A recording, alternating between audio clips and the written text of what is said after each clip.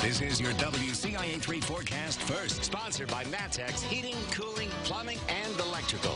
On this Friday night, things are trending dry right now, but rain showers on the way. Nothing yet on the board in Champaign County. We're looking here outside of the studio off towards Campus Town. 53. Winds are light out of the north and northeast tonight, 5 to 10 miles an hour. Notice satellite and radar. The clouds have been increasing all day. By this evening, we were mostly cloudy. The rain just off the board there. It'll be coming in with some spotty showers tonight, as well as spotty weekend rain showers. Cold air, though, is on the way. We've got a strong cold front, folks. It's oncoming. Yes, some snow is possible in the 7-day forecast. We'll talk about that and much more as WCIA 3 News at 10 starts right now. You're watching your local news leader. This is WCIA 3 News at 10. RANTOUL is going to see a ton of business at the hotels, the restaurants, the shopping, but Champaign County in general is also going to see that. And it's all because a long-awaited sports complex has officially opened. Good evening. I'm Jessica Coons. Paul is off tonight. The RANTOUL Family Sports Complex had opening day today. Teams came from all over to play baseball and softball. WCIA 3's Bryce Beament joins us. Bryce, you were at that complex earlier. What was it like? People were excited to see America's pastime back. There were food trucks and even a playground. The RANTOUL mayor even joined in the excitement and threw out the first pitch. Lots of area officials were there as well. This complex is expected to bring in millions of dollars. Game Day USA has 11 tournament weekends already scheduled, and there's nearly 60 teams here for this weekend. Staff say they are excited all their hard work is paying off. With any opening day, everyone's pumped. I think everyone's exceptionally excited to be outside now because we've had such a rough 2020. It's super exciting to finally be able to get back on the field and to be somewhere like this that's a new facility, and we travel a lot, so we see a lot of facilities, and this one's super cool.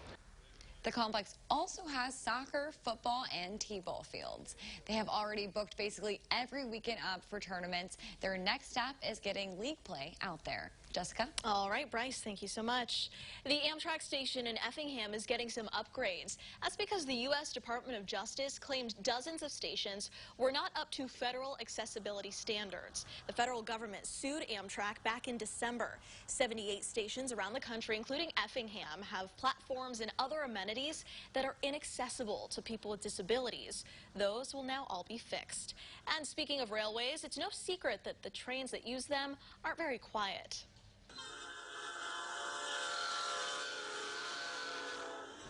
Not very quiet, but they could soon be rolling through quiet zones in Effingham. The city applied for quiet zone status back in 2019. That would mean trains would not be able to sound their horns there. Barriers called channelizations had to be put in before they can get approved. They stop drivers from going around gates when they're closed. The city says even with the barriers, though, that doesn't mean it'll always be quiet. It doesn't mean that the train horns will never be sounded. If there's an emergency, if there's something on the tracks, a vehicle stalls on the tracks, the train horns will obviously sound in a case of emergency. Barriers were put up at 6 crossings. That includes the one at Evergreen. That's where a man died after crashing into the side of a train in February. Crossing lights and gates were working at the time. A group has been lobbying for change in Rantoul and says it saw success during the election. The group is called Rantoul Residents for Representation. It formed in 2018. One person represents each of the village's 6 districts. The group supported 3 newly elected Rantoul trustees. We're trying to make the changes that's needed, and these are not bad changes. These are changes so that you can hear more voices. This is not the end. The group plans to continue working in the village. Switching now to the latest on COVID in Illinois, the state's positivity rate dropped yesterday and is holding steady. It is at 4.9%. More than 3,800 new cases were announced. Another 21 people have died. More than 2,000 are in the hospital. As for vaccinations, more than 166,000 people got one yesterday. Our 7-day average is a few hundred shy of 130,000. Some more good news, nearly a quarter of the state's population is now fully vaccinated. Deputies are investigating after a mobile home was shot at dozens of times and somebody tried to set it on fire. This happened in Ivanhoe Estates. That's on Girth Drive, right off of East Perkins Road in Urbana Township. Deputies say someone threw a gas can into a bedroom window. Then the suspect or suspects fired more than 50 times. Those bullets hit that home and another one nearby. No one was hurt, but people who live in that neighborhood say they're worried.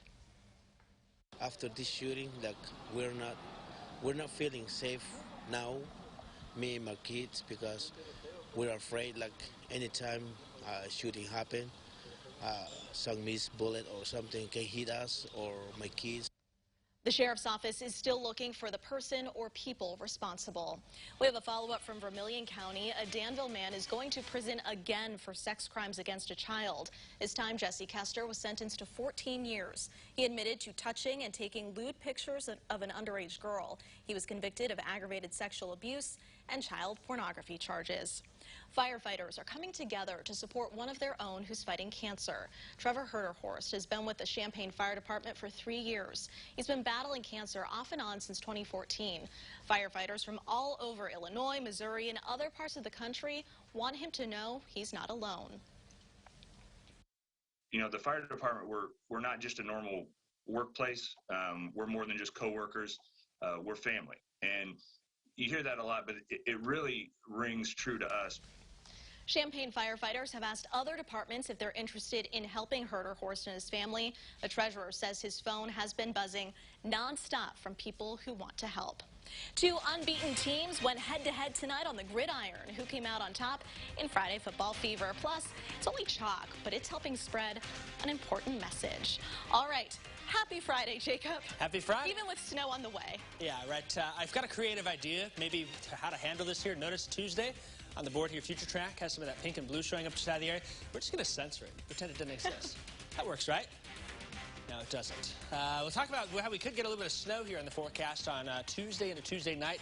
Not a big event, but just a nuisance here as we're enjoying some spring warmth in recent weeks. We'll talk about that, plus some weekend rain showers, and have a look at your 7-day forecast coming up after this.